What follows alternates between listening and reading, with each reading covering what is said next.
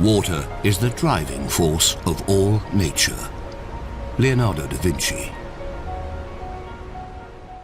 It covers nearly 3/4 of our planet, and it's essential for our existence. Water is a thing of wonder and inspiration. It also happens to be uniquely fit for creatures like us. One key feature of water that promotes life is its capacity to act as a universal solvent. Water can dissolve almost anything. This allows it to be an ideal carrier of the many chemicals and minerals we need for life. At the same time, water is less chemically reactive than many other solvents. Sulfuric acid can dissolve minerals, but it also destroys them by reacting with them and making them useless for life. Water dissolves minerals without destroying them, allowing them to carry out their life-giving functions. Water is thus an ideal solvent for life. Another important feature of water that enables life is its low viscosity or thickness. Different liquids can have radically different viscosities. Tar has a much higher viscosity than olive oil, and olive oil has a much higher viscosity than water. Water has one of the lowest viscosities of any common liquid, and its viscosity seems just right to facilitate life like ours.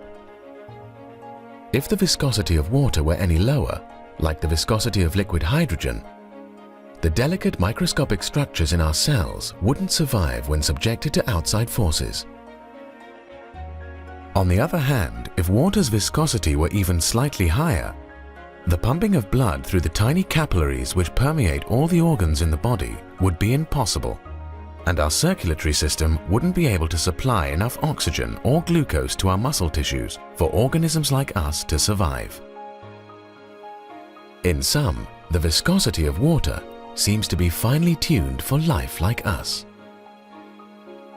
But perhaps the most striking features of water that make life possible are its thermal properties, which help us deal with the impact of heat. Many biochemical processes essential for life can only operate within a narrow band of temperatures. If the temperature is too high or too low, these biochemical processes cease to function, and life like ours becomes impossible. Thus, maintaining stable temperatures on the Earth and inside ourselves is essential for us to exist.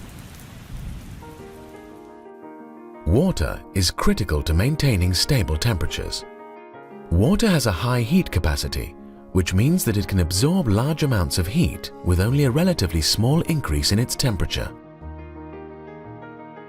You can see this in everyday life. Walk barefoot on sand on a hot summer's day, and you'll likely burn your feet. Place your feet in a swimming pool during the same summer day, and the water will only be pleasantly warm. Water's high capacity for absorbing heat helps both our planet and our bodies to maintain a stable temperature range. You have to put a lot of energy into water to change the temperature. That's very convenient. It means it's very easy for warm-blooded organisms like ourselves to maintain body temperature. So that's a property of water which seems specifically fit for beings like ourselves. And but there's another property of water which might even be more critical, and that is that in fact the evaporative cooling of water is one of the greatest of any fluid that's known. The human metabolism produces large amounts of heat that needs to be discharged, or the body will overheat and die. The evaporation of water through perspiration is one of the key ways our body gets rid of excess heat. Water is especially fit for the task of cooling us because it absorbs a large amount of heat when it evaporates. In fact, more heat is absorbed by the evaporation of water than by the evaporation of almost any other known fluid at ambient temperatures and pressures. Water is uniquely suited to help us shed excess heat in hot climates. When the outside temperatures exceed the level of your body temperature, other ways of getting rid of heat won't work. Because the only way to lose heat when the environment around you is reaching sort of 38 degrees centigrade is by evaporative cooling. Because you can't radiate the heat out, because the environment is 38 degrees, it's warmer than you, right? So it's absolutely critical to warm-blooded organisms like ourselves that the evaporative cooling of water is very high. It's one of the highest of any known common fluid. The high evaporative cooling of water appears to benefit humans more than any other animal. Being relatively hairless, humans lose heat through evaporative cooling more efficiently than any other mammal. Consequently, in the heat of the day, humans can exert themselves continuously for longer periods of time than other mammals.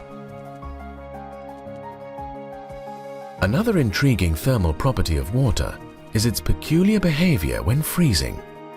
Most liquids contract as they freeze, making their solid form denser than their liquid form. Unlike virtually every other liquid, however, water expands when it freezes, making frozen water less dense than liquid water. That's why ice floats. This special property of water helps preserve it in its liquid state. If water acted like most other liquids, oceans and lakes would freeze from the bottom up until there was no liquid left. Most of the Earth would be permanently encased in ice, making life as we know it impossible. Instead, when ice forms on the top of water, it creates a protective lid that insulates the water underneath it from the cold, keeping it in its liquid state and preserving its ability to nourish life.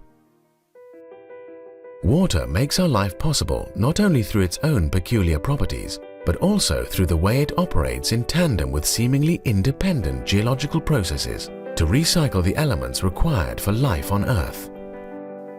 Through the movement of tectonic plates and the action of volcanoes, the tectonic cycle pushes up to the Earth's surface the minerals and other elements needed for life. Then the hydrologic or water cycle dissolves these same minerals and elements through erosion and ultimately deposits them on the ocean floor, where the tectonic cycle can recycle them yet again. And these are two great cogs which work together. The tectonic cycle keeps on recycling the crustal material, and the hydrolytic cycle dissolves the key minerals which are necessary for life and sort of takes them out of the crusts and puts them in the hydrosphere, in the fluids of the Earth. By working together, the tectonic cycle and the water cycle preserve the chemical and physical stability of the Earth's surface environment, enabling life to continue to flourish.